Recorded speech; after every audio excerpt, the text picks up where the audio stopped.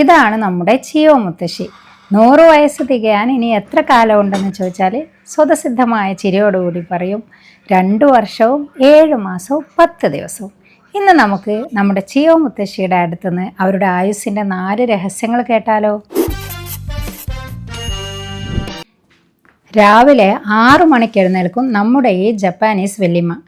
എന്നിട്ട് അടുക്കളയിലേക്ക് പോയി ബ്രേക്ക്ഫാസ്റ്റിൻ്റെ ചോറുണ്ടാക്കാനുള്ള അരി കഴുകി പുതിർത്താൻ വെക്കും. തലേ ദിവസത്തെ ചോറ് ബാക്കിയുണ്ടെങ്കിൽ അത് ചൂടാക്കിയും നമ്മുടെ മുത്തശ്ശി കഴിക്കും. ഇവിടെ നമ്മൾ പൊന്നിയരിയാണ് പുതിർത്താൻ വേണ്ടിയിട്ട് വെക്കുന്നത്. ഞാൻ കുറച്ച് അധികം ഉണ്ടാക്കുന്നുണ്ട്. അപ്പോൾ അത് നന്നായിട്ട് കഴുകിയിട്ട് വെള്ളം ഒഴിച്ചിട്ട് ഞാനവിടെ മൂടി വെച്ചു.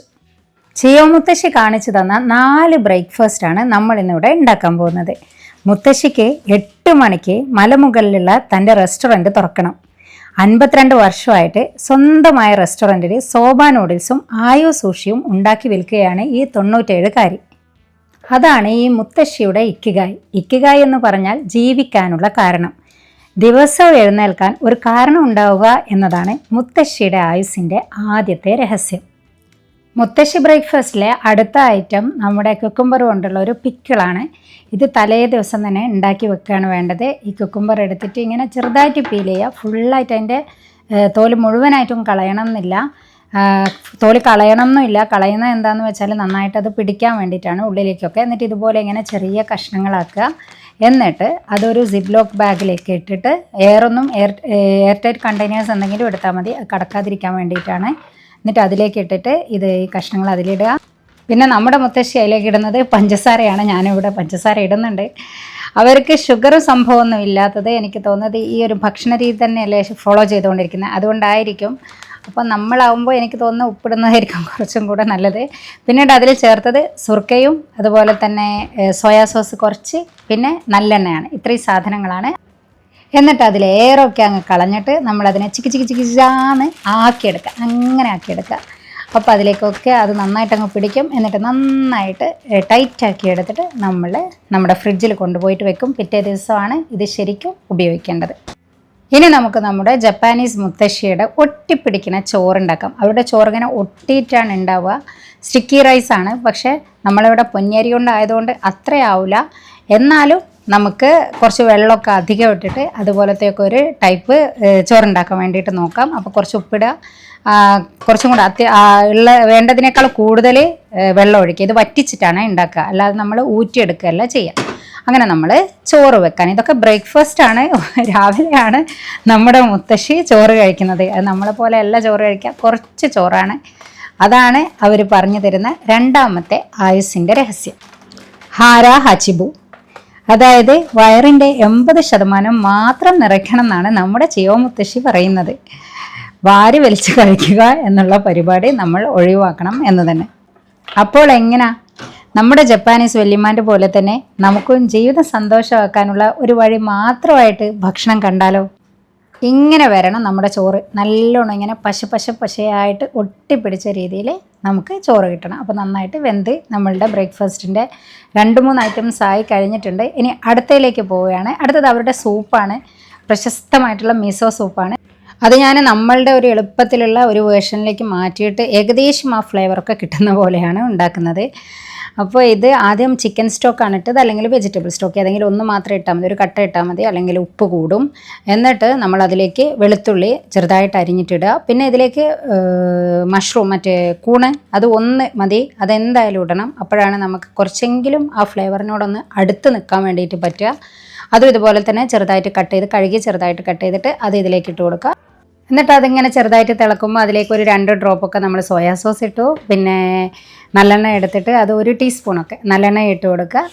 പിന്നെ നമ്മൾ ഇതിലേക്ക് നമ്മുടെ ചിയോ മുത്തശ്ശിയുടെ ഫേവറേറ്റ് സാധനം ടോഫു ആണ് അവരിതിൽ യൂസ് ചെയ്യുന്നത്. പക്ഷേ ഞാൻ അതും നമ്മുടെ ഒരു എളുപ്പത്തിന് വേണ്ടിയിട്ട് നമ്മൾ പനീറാക്കി മാറ്റി. എന്നിട്ട് പനീറും നമ്മളതിലേക്ക് ഇടുക. എന്നിട്ട് നന്നായിട്ടൊന്ന് അങ്ങോട്ട് തിളപ്പിക്കുക.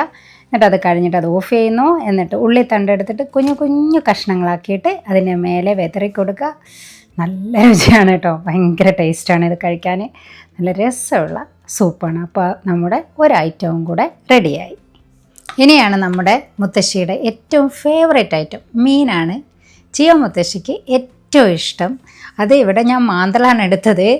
മുത്തശ്ശി സാൽമണൊക്കെയാണ് കഴിക്കുന്നത്. അപ്പോൾ ഇതിൽ നമ്മുടെ പോലെ മുളകും മഞ്ഞളും എല്ലാം കൂടെ തേച്ചിട്ടൊന്നുമല്ല ഉണ്ടാക്കുക. വെറുതെ കുറച്ച് ഉപ്പ് തേക്കും അതിൽ. എന്നിട്ട് ഞാനിത് താഴെ ഒട്ടിപ്പിടിക്കാതിരിക്കാൻ വേണ്ടിയിട്ട് മുത്തശ്ശി ചെയ്ത പോലെ തന്നെയാണ് ഞാൻ ചെയ്യുന്നത്. ഇങ്ങനെ ഒരു ബേക്കിംഗ് പേപ്പറൊക്കെ വെച്ചിട്ട് അങ്ങനെ ഒന്നും ചെയ്യണമെന്നില്ല. ജസ്റ്റ് ഒരു നോൺ സ്റ്റിക്ക് പാനിൽ വെറുതെ വെച്ച് കൊടുത്താൽ മതി. എന്നിട്ട് എണ്ണയിൽ ഇങ്ങനെ കുറേ എണ്ണ ഒഴിച്ച് അങ്ങനെ ഫ്രൈ ചെയ്തിട്ടല്ല എടുക്കുന്നത്. ആ മീനിൻ്റെ ഫ്ലേവർ ഇങ്ങനെ കിട്ടണം. അതാണ് അതിൻ്റെ ഒരു സംഭവം എന്ന് പറയുന്നത്. നമ്മൾക്ക് സ്പൈസസ് അല്ലേ കൂടുതലായിട്ടും ഫ്ലേവർ കിട്ടുന്നത്. പക്ഷേ ഇത് ശരിക്കുള്ള ആ മീനിൻ്റെ ആ ഒരു രുചി കിട്ടും. എനിക്ക് പൊതുവേ മീൻ ഇഷ്ടമുള്ള ആളാണ്. അതുകൊണ്ട് എനിക്കിത് നന്നായിട്ട് ഇഷ്ടപ്പെട്ടിട്ടുണ്ട്. അപ്പോൾ ഇതൊന്നങ്ങോട്ട് കുറച്ച് കഴിയുമ്പോൾ മറിച്ചിടുക. എന്നിട്ട് ഒന്നും കൂടി മൂടി വയ്ക്കുക. എന്നിട്ട് അങ്ങോട്ട് വേവിക്കുക. അത് വേകുമ്പോഴത്തേക്കും നമുക്ക് നമ്മുടെ അടുത്ത ഐറ്റം റെഡിയാക്കാം. കോണാണ് ഇത്. അവസാനം നിങ്ങൾ കാണണം. നല്ല രസമാണ് കേട്ടോ. നമ്മൾ 4 ബ്രേക്ക്ഫാസ്റ്റ് ഐറ്റംസ് അല്ലേ ഉണ്ടാക്കുന്നത് നമ്മുടെ മുത്തശ്ശിയുടെ. അതിങ്ങനെ മുത്തശ്ശി പറഞ്ഞു തന്ന പോലെ തന്നെ ഇങ്ങനെ പാത്രങ്ങളിൽ ഇങ്ങനെ ഒതുക്കി വെക്കുമ്പോൾ തന്നെ നല്ല രസമാണ്. ഞാൻ എൻജോയ് ചെയ്തിട്ടാണ് ആ പരിപാടികളൊക്കെ ചെയ്തത്. അപ്പോൾ നമ്മുടെ കോണെടുത്തു. കോണൊന്ന് കഴുകിയിട്ട് ഇത് നമ്മുടെ കുക്കറിലിട്ടിട്ട് കുറച്ച് ഉപ്പും കുറച്ച് വെള്ളവും കൂടെ ഇട്ടിട്ട് ജസ്റ്റ് സാധാരണ പോലെ തന്നെ ഒന്നങ്ങോട്ട് ബോയിൽ ചെയ്യുകയാണ് ചെയ്യുന്നത്. അപ്പോൾ നമ്മുടെ ഒരൈറ്റവും കൂടെ റെഡിയായി. ശരിക്കുള്ള മീനിൻ്റെ ചുവയുള്ള മീൻ പൊരിച്ചതും ഇവിടെ റെഡിയായി വന്നിട്ടുണ്ട്. അതും നമ്മളൊരു പ്ലേറ്റിലേക്ക് മാറ്റി വെക്കുകയാണ്. ഇനി അടുത്ത നമ്മുടെ ചിയോ മുത്തശ്ശീൻ്റെ ഐറ്റം എന്ന് പറയുന്നത് മുട്ടയാണ്. ഓംലെറ്റാണ്. നമ്മുടെ ഓംലെറ്റ് ഒന്നുമല്ല. ഇത് 2 കുന്തമൊക്കെ ഞാൻ മുത്തശ്ശിയുടെ പോലെ തന്നെ സെറ്റാക്കി വെക്കുന്നുണ്ട്. പക്ഷേ അത്ര എക്സ്പേർട്ടൊന്നും അല്ല ഞാൻ. എങ്കിലും നമ്മൾ അതുപോലെയൊക്കെ ഉണ്ടാക്കാൻ വേണ്ടിയിട്ട് അങ്ങ് ശ്രമിക്കും മുത്തശ്ശി. അപ്പോൾ ഇതിലേക്ക് ഞാൻ 2 മുട്ട എടുത്ത് എന്നിട്ട് നന്നായിട്ട് ബീറ്റ് ചെയ്യണം. നല്ലോണം ബീറ്റ് ചെയ്തിട്ടാണ് നമ്മളിത് ഉണ്ടാക്കേണ്ടത്. ഇതിലേക്കും നമ്മുടെ മുത്തശ്ശി ഇടുന്നത് ഷുഗർ തന്നെയാണ്. അപ്പോൾ ഞാനും വിചാരിച്ച് ഷുഗർ തന്നെ ഇട്ടിട്ട് ഉണ്ടാക്കി നോക്കാമെന്ന്. വളരെ കുറച്ചാണ് ഷുഗർ ചേർക്കുന്നത്. ഇതിനെ നന്നായിട്ട് ബീറ്റ് ചെയ്യുന്നു. ഇനി നമ്മൾ ഇതിനെ ഉണ്ടാക്കുന്നത് ഇങ്ങനെ ഫോൾഡ് ചെയ്തിട്ടാണ് ഉണ്ടാക്കുന്നത്. ആദ്യം അതിലേക്ക് കുറച്ച് ഓയിൽ ഒഴിക്കുക. എന്നിട്ട് നന്നായിട്ടൊന്ന് സ്പ്രെഡ് ചെയ്യുക. എന്നിട്ട് കുറച്ചൊരു ഭാഗം അതിലേക്ക് ഒഴിക്കുക. എന്നിട്ടൊന്ന് ചുറ്റിക്കുക. ദെൻ ഫസ്റ്റ് പോർഷനായില്ലേ, ഇനി അതിനെ ഇങ്ങനെ ഫോൾഡ് ചെയ്തിട്ട് ഒരു കോർണറിലേക്ക് മാറ്റുക. എന്നിട്ട് അടുത്ത ഭാഗത്തേക്ക് അടുത്തത് കുറച്ച് അങ്ങോട്ട് ഒഴിച്ച് കൊടുക്കുക.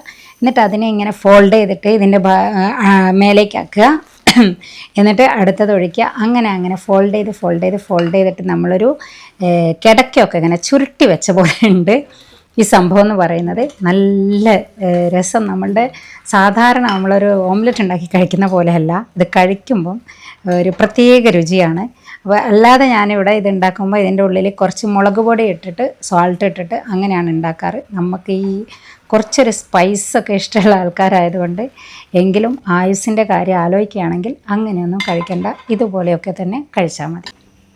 ഈ ടമഗയോക്കിയുടെ കൂടെ അത് പറഞ്ഞാൽ ആ റോൾഡ് എഗ്ഗ്, അതിൻ്റെ കൂടെ നമ്മളോട് കഴിക്കാൻ വേണ്ടിയിട്ട് പറഞ്ഞിരിക്കുന്നത് ഈ റാഡിഷാണ് നമ്മുടെ അമ്മ.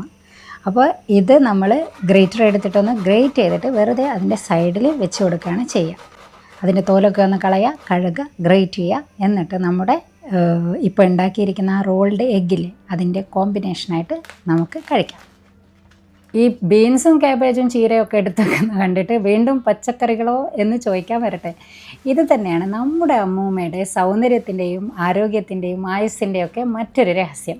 മാംസം വളരെ കുറച്ച് മാത്രം ഭക്ഷിക്കുന്നവരാണ് അവർ കൂടുതലായിട്ടും ഫൈബർ അടങ്ങിയ ഭക്ഷണമാണ് കഴിക്കുന്നത്. അപ്പോൾ കൂടുതൽ പച്ചക്കറികളൊക്കെ നമ്മുടെ ഭക്ഷണത്തിൽ ഉൾപ്പെടുത്തുക എന്നുള്ളതാണ് അടുത്ത അമ്മൂമ്മയ്ക്ക് പറയാനുള്ള രഹസ്യം.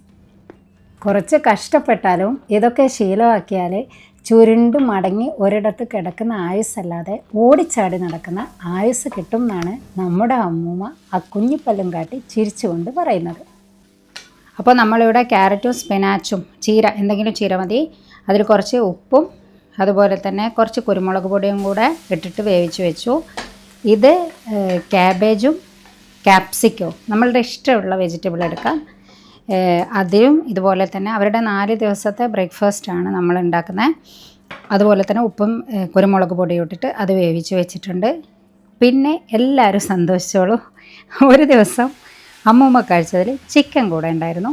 അപ്പോൾ അതിൽ ചിക്കനും അതൊന്ന് ജസ്റ്റ് കുരുമുളക് പൊടിയും ഉപ്പും ഇട്ടിട്ട് ഒന്നങ്ങോട്ട് വേവിച്ചിട്ട് അതിലേക്ക് പിന്നെ നമ്മുടെ ബീൻസ് അല്ലെങ്കിൽ പയർ, ബീൻസാണ് നീളത്തിലുള്ളത്, അതിങ്ങനെ അരിഞ്ഞിട്ട് അതിൽ കുറച്ച് ഉപ്പും കുറച്ച് സോയാ സോസും കൂടെ ഇട്ടിട്ട് അതും കൂടെ ഒന്ന് വഴറ്റിയിട്ട് അങ്ങോട്ട് വേവിച്ച്, അതൊക്കെ കുറച്ച് സമയമാണ്, അങ്ങനെ നന്നായിട്ട് വെന്ത് പോകുന്നില്ല, വേവിച്ചിട്ട് അതും കൂടെ അങ്ങോട്ട് മാറ്റി വെച്ചു. അപ്പോൾ നമ്മുടെ ഓൾമോസ്റ്റ് എല്ലാ ഫുഡും ഇവിടെ സെറ്റായിട്ടുണ്ട്. ഇനി സെർവ് ചെയ്യേണ്ട ആവശ്യമുള്ളൂ. 97 വയസ്സുള്ള നമ്മുടെ ചിയോ മുത്തശ്ശി ഒറ്റയ്ക്കാണ് ഇതൊക്കെ ഉണ്ടാക്കുന്നതെന്നും കൂടെ നമ്മൾ ഓർക്കണം. അപ്പോൾ നമ്മുടെ ചിയോ മുത്തശ്ശി ഒറ്റയ്ക്കാണോ താമസിക്കുന്നത് ഈ പ്രായത്തിലെന്ന് ചോദിച്ചാൽ അതെ, ഒറ്റയ്ക്ക് തന്നെയാണ്. എങ്കിലും നമ്മുടെ മുത്തശ്ശിക്ക് മാസത്തിൽ ഒരിക്കലെങ്കിലും മക്കളും പേരമക്കളും ഒക്കെ ആയിട്ട് തമാശകൾ പറഞ്ഞ് യാത്രകൾ ചെയ്യണം. മാത്രമല്ല, മുത്തശ്ശി പറയുന്ന അവസാനത്തെ ആയുസ്സിൻ്റെ രഹസ്യവും അതാണ്. തൻ്റെ സുഹൃത്തുക്കളോടൊപ്പം എപ്പോഴും കൈ കോർത്ത് പിടിച്ച് ഒരുപാട് നടക്കാൻ മുത്തശ്ശിക്ക് ഇഷ്ടമാണെന്ന്. അപ്പോൾ പഴയതും പുതിയതും ഒക്കെ ആയിട്ടുള്ള സുഹൃത്തുക്കളെ ചേർത്തങ്ങ് പിടിച്ചോളൂ. ബന്ധങ്ങളെ ചേർത്ത് പിടിക്കുന്നവർക്ക് ഒരുപാട് ആയുസ് കൂടും എന്നാണ് നമ്മുടെ ചിയോ മുത്തശ്ശിയുടെ പക്ഷം. അപ്പോൾ നമ്മൾ ആദ്യത്തെ ബ്രേക്ക്ഫാസ്റ്റാണ് സെറ്റാക്കുന്നത്. നല്ല രസമുള്ള പരിപാടിയാണിത്. കുറച്ച് ചോറൊക്കെ എടുക്കാൻ പാടുള്ളൂ, അല്ലാതെ കുറേ എടുത്തിട്ട് കഴിക്കരുത്. അപ്പോൾ അതിലേക്ക് ഒരു മീനും പിന്നെ നമ്മളുടെ ആ ഒരു റോൾഡ് എഗ്ഗില്ലേ ആ ഒരു സംഭവം വെച്ചു. പിന്നെ അതിൻ്റെ കോമ്പിനേഷൻ നേരത്തെ പറഞ്ഞ പോലെ തന്നെ നമ്മുടെ ആ റാഡിഷ്, ഗ്രേറ്റ് ചെയ്ത് വെച്ച റാഡിഷില്ലേ, അത് ഇതിൻ്റെ കൂടെ കഴിക്കാനുള്ളതാണ്, ഈ എഗ്ഗിൻ്റെ കൂടെ. രസമല്ലേ ഇങ്ങനെയൊക്കെ വ്യത്യസ്തമായിട്ടുള്ള ഒരു ബ്രേക്ക്ഫാസ്റ്റ്. നമ്മൾ ഇങ്ങനെയാണ് ഇത്. ആ ക്യാരറ്റും ഇത് ചീരയല്ലായിരുന്നു കേട്ടെ, അതുമാണ്. പിന്നെ നമ്മുടെ സൂപ്പ്, ആ സൂപ്പ് എടുക്കുന്നുണ്ട്, അതുമാണ്. നമ്മൾക്ക് ഇതുപോലെ തന്നെ ഉണ്ടാക്കണമെന്നില്ല, ശരിക്കും ഇതേ ഒരു ടൈപ്പിൽ നമ്മളുടെ ഒരു കേരള സ്റ്റൈലിൽ ഉണ്ടാക്കാം. ഇഡലിയും കുറച്ച് സാമ്പാർ, കുറച്ച് അങ്ങനെയൊക്കെ ആയിട്ട് ഇങ്ങനെ നമ്മുടെ ഉപ്പിലിട്ട പിക്കിളാണ് അത്, നമ്മുടെ എന്താണ് കുക്കുംബർ, കക്കരിയുടെ. പിന്നെ ഇത് ഉണ്ടാക്കുന്നത് അടുത്ത റൈസാണ്. അടുത്ത റൈസ് നെക്സ്റ്റ് ബ്രേക്ക്ഫാസ്റ്റാണ്. പിന്നെ അതിൽ ഞാനിട്ടത് ട്യൂണയാണ്. എന്തെങ്കിലും ഒരു ഫിഷ് ഇടാം, മുള്ളില്ലാതെ എടുത്തിട്ട്. അപ്പോൾ ട്യൂണ എനിക്കിഷ്ടമാണ്, അപ്പോൾ അതുകൊണ്ടും കൂടെയാണ് ഞാനിട്ടത്. അപ്പോൾ അതിൽ ട്യൂണയും റൈസും പിന്നെ പാസ്ലിയാണ്, അല്ലെങ്കിൽ മല്ലിയിലയോ എന്തെങ്കിലും ഇടാം. ഇതുപോലെ ആണെങ്കിൽ, അല്ലെങ്കിൽ നമ്മളുടേതായ രീതിയിൽ നമുക്കിതിനെ മാറ്റിയെടുക്കാം. ഒരു ദിവസം നമുക്ക് അങ്ങനത്തെ ഒരു വീഡിയോ ചെയ്യാം അല്ലേ, കേരളത്തിൻ്റെ ജപ്പാനീസ് സ്റ്റൈലിലുള്ള ഫുഡാക്കിയിട്ട്. രസമായിരിക്കും. അപ്പോൾ ഇത് ഇങ്ങനെ തന്നെ റൈസ്, പിന്നെ ഇതിൻ്റെ ചുറ്റിലും എന്താണോ സംഭവങ്ങൾ അത് വെക്കുക.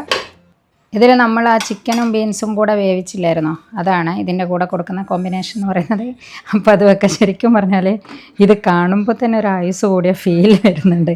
പിന്നെ കോൺ വെച്ചു, എഗ്ഗ് ബോയിൽ ചെയ്ത ആ എഗ്ഗ് വെച്ചു, പിന്നെ കിവി, ഇവർക്ക് അങ്ങനെ ഒരു സംഭവമുണ്ട്, ഒരു സ്വീറ്റ് എന്തെങ്കിലും ഒരു സാധനം കൂടെ അതിൻ്റെ കൂടെ അവർ കഴിക്കുന്നുണ്ട് കേട്ടോ.